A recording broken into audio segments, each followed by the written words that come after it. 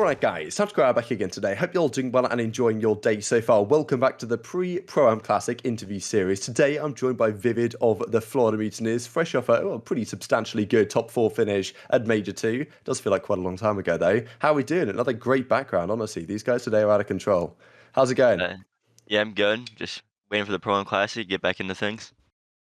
Yeah, damn right. I mean, this mid-season break, what's going on? Like, what are your thoughts on why it's taken so long? What did the pros ask for to give us this? Because I know that you guys wanted a bit more of a break after events and stuff. Makes sense because there was very few days off for you guys last year. But at the same time, month off, killed the momentum, you know what I mean? I don't know if it feels like it kills your momentum as a team as well, just because, like, you were kind of on fire on a bit of a hot streak and now you don't get to play any matches for a while.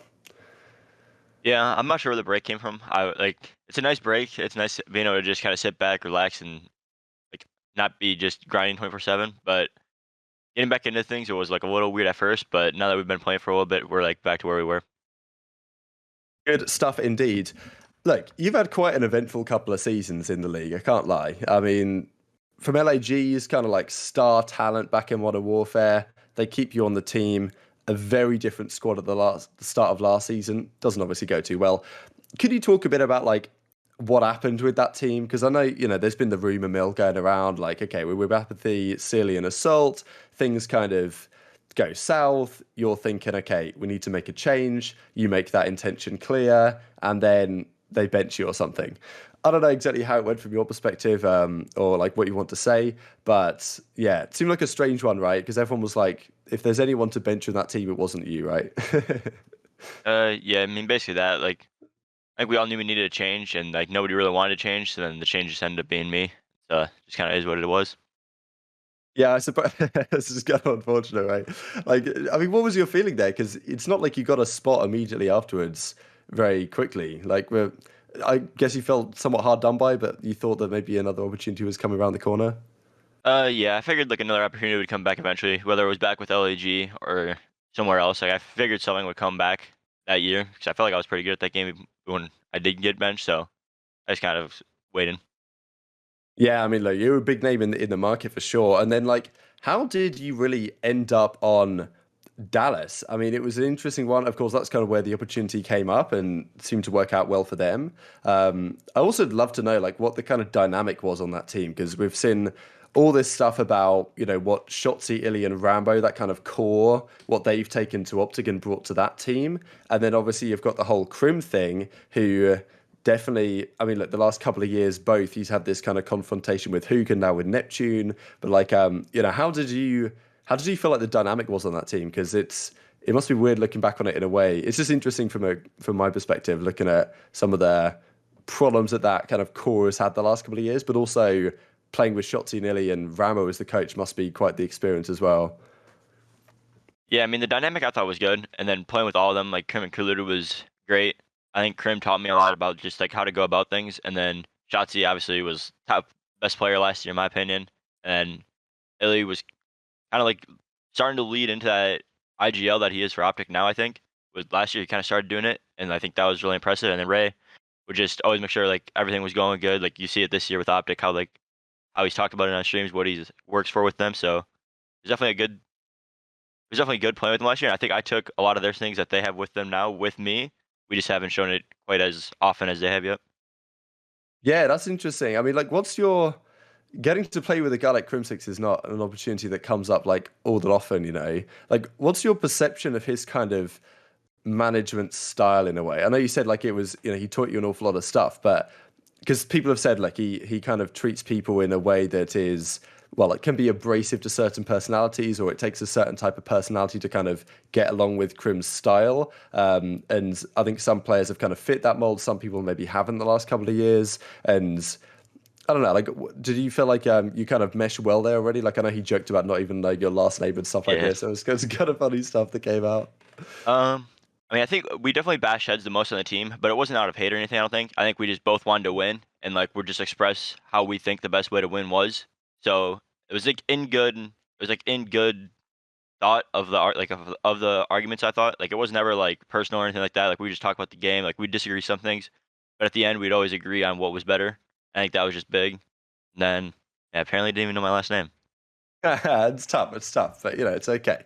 Reese Drost, I believe. I had to look it up Yep. just to make Yep. sure. So, okay, one up to Crim Six on that one. Um, I mean, you were pretty good results last year, all things considered. I kind of surprised, even maybe not surprised, but looking back on it, like second at stage four, top three at champs. I mean, like those obviously were great results on paper. And then different story now to trying to push for that first place, right? Like, do you think that there was obviously last season was a bit interesting? You had some crazy series with like Toronto and FaZe, that game nine, right? And I guess the Major Four Grand Finals it was. Like at that point, did you think that you were going to get over the line and win one for the rest of the year, or did you always feel like the team was just missing something compared to like the FaZes and Torontos of the world? Or No, I thought we were gonna win for sure. Like going into champs, I think we were the best team. Like in scrims leading up to it, like nobody was beating us. Like I think we were the best team leading up into champs. And then stage five, I think that's when we went 5-0 or 4-1. We might have lost like our first game and then got first in the C. So I mean, I thought we were gonna be able to win for sure. It wasn't like missing anything. I thought we were the best team in the game. well, maybe we can take some of that stuff into the current team in Florida. It's an interesting off season you had because it seemed like, despite all the great success at the end of that year, like it's not like opportunities were flying in left, right, and center. What were there kind of other options than Florida? Did you because there was a bit of a weird situation when Havoc was going to be there, and then you were coming through because that option became available with the whole Dallas Empire merger type chaos that was happening. And then Havoc decided not to stay on the bench, right, and decided to just kind of go full time in challenges. So, like, what was the thought process there? Were you ever concerned about not getting somewhere, or did you kind of knew that Florida was an option on the table? There's definitely a points in the offseason where I thought I was just gonna be playing in challengers. And then once we got closer to release, I became unrestricted, and that's when Florida approached me. Hmm. And Yeah, then that's right. I remember that. that's just when it all happened. But like coming up, like even when became unrestricted, I thought that I was just gonna start in challengers and just be the first one picked up. Like I was full on ready to go into challengers and just do my own thing. Yeah, it's crazy how that can work out, right? With the league as small as it is, just such a great season, and then almost don't get a chance. Going into that Florida team though, because all the discussion in the community was, this team's just full of ARs, it's not going to work. As it turns out, it's actually looking pretty decent. But like, was that on your mind as well, or did you think, okay, I know this guy, Awakening and skyz, they can both run SMGs very effectively. Of course, it's always tough to say because you don't really know how the game's going to play, right? Like, it's a lot of teams I think have discovered that, especially teams that kind of had two maybe more traditional, slower-ish assault rifles, that's not really going to work on this game, and something's got to give. And it turns out that Florida doesn't really fit that mold, right? But it's always tough to say, I think, going into a game how a team's going to perform unless the team is like full of very flexible players. So, like, were you confident in the kind of going in? Yeah, I mean, I was confident. I think we are like a team full of flex players. Like Wake and skyz both used a sub. Like skyz didn't use a sub in MW, but like Wake used it all the time. And I know Caesar's gross with any gun he picks up, so I was full confident. And then being able to run whatever it was. So like how you said, like being flexible going into a game. I thought we were super flexible. Like a 3 sub, a 3 AR meta would have whichever it was would have fit how our team was formed. Yeah, it's interesting at it. Yeah, I don't know some of these teams, but I agree. It's like the one thing I was going to say was that Sky is actually back in Modern Warfare. I remember a couple of times he did use a sub on. I think he used to pull it out on St. Petrograd Dom or something like that. So he used to use a sub sometimes. I was like, damn, this guy's actually pretty nasty with it. So like he obviously made that work and seems to be making it work in this game as well. Good result at Major 2. You get a top 4 on the verge of top 3. Shoulda, coulda, woulda beat LAG. It is what it is there. What do you think is kind of the thing that's holding this team back, right, from getting to the next level? Because people have said for the last couple of years, obviously you weren't on the team last year, but there was a lot of a similar storyline around skyz and Awakening's team last season. They're like, look, they're a team that is really tough to predict how a tournament's going to go for because you guys can either, as you have done, beat very solid teams and then have a tough time. It's not necessarily, people always talk about the inconsistencies and stuff, which is true to a point, but I think in general, like you guys have that potential to get over the line, just like LAG did, for example, but can never win enough series in a row to get to that point, if you know what I mean. Like, what do you think's holding you back from taking the leap? Yeah, I mean, I think the easy answer is just even on on the stats, it would just be our S&D. Like, if we start closing out S&Ds, like around 11, I think we're like 0-4 on. So I think if we just start closing out S&Ds, we'll be a top team. Like, our hard point controls good enough. obviously I keep working on it, but I think just our main focus and problem right now is S&D. So getting better at that's like the key. Yeah, because of course that's kind of what LAG did, right? They went on that crazy run. Yeah, You guys up 5-3 in that Desert Siege. Okay, we can move on. Don't yeah, we remind you can. too Yeah, much. we can move on. Tough times, tough times. Let's talk about this upcoming event. Maybe you'll have better luck at the Pro-Am. Yeah, The group is very well. I don't know if it's exactly stacked, but it is kind of stacked to be honest. Because we've got Optic in there. Of course, the team that you took down to confirmed top 4 at the most recent major. Minnesota Rocker are there as well, fresh off the back of a change, right? With Havoc coming in place of, well, Major Maniac's actually gone and they're changing the roles around. Bit of a strange one, but that might be the key for them making some progress. And then the European Ultra Academy, coached by, I'm pretty sure, B-Sport Josh and the guys that were on that team, to pretty good success, right? So kind of what are your thoughts about this group? I mean, it's a pretty tough one. You've got to get top 2 to make it through. Optic, of course, are going to come in here as favourites despite you guys beating them. So, there's a couple of interesting and difficult series, right? And it's like every group I'm looking at thinking, surely one of these amateur teams is going to make some noise somewhere. I'm not sure it's going to be here, but it's tough to say because people have had people have different opinions on what's actually the best amateur team, despite the fact that I think this team came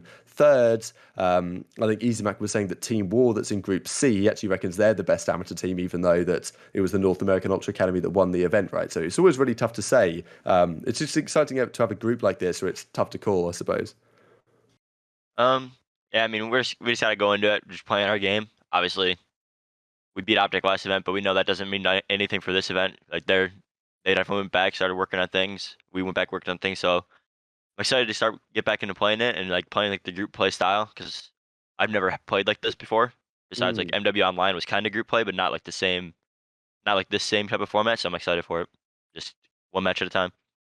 Yeah, absolutely. I mean, what do you think like could be done with these pro-am events going forwards? Because I think it's really cool to have them, but I think that there's been some concerns about the way that they're formatted and run, right? Like either they should be more of them, they could be done at a different point of the season, or they should count for CDL points in some way.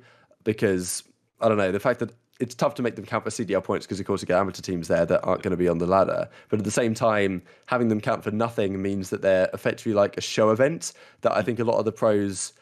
It's like Gunless did that tweet at the kickoff and basically said this event doesn't matter, which is true. But at the same time, like you don't really want your pros thinking that if you're the league, right? Like you want them to think that every event counts, if you know what I'm saying. Obviously, the fact that it's singular limb and there's no crowd obviously doesn't help either, right? So I think this is a good step, but there's probably a few things that they could improve. Yeah, I mean, I think the pros will be trying to win this event because it's obviously got a good prize pool, and then also the turnaround for when the league matches start is very soon. So like whatever happens this event is going to be like where your confidence and momentum is for the online matches. So if you place well at the pro am, your momentum and confidence is going to be higher for your online matches. And then I think having it towards the start of the year would be better. Then you also just be able to gauge where the AMs are compared to the pros, like who's next up type of thing. Instead of right now, like we're so far in that like pros are kind of just had to judge if they're gonna make a change through challengers, they had to judge through playing other challenger players. Or if it was in the beginning, you could have been like, oh, this guy played really well against us, type of thing. A good point, right? Because to be fair, a lot of the kind of roster change trial period is we've just had it right Yep. during mid-season, and now we've got the pro-am now. It's like, well, ideally, as you say, you kind of want it before so that you know which amateurs are the best. That's a good idea.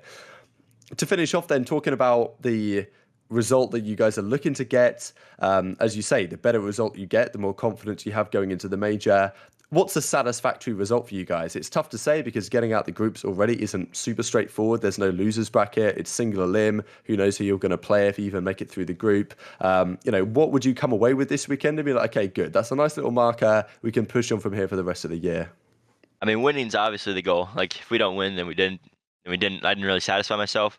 But I mean, just playing our like if we just play our game and like just if we win some S&Ds, I'll be happy.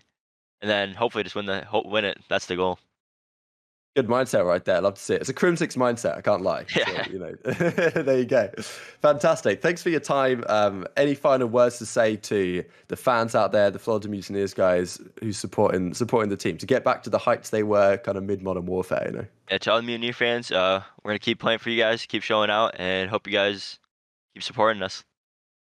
Fantastic work. Thanks very much for your time. Thanks all for watching at home. Take care of yourselves, and we'll see you next time.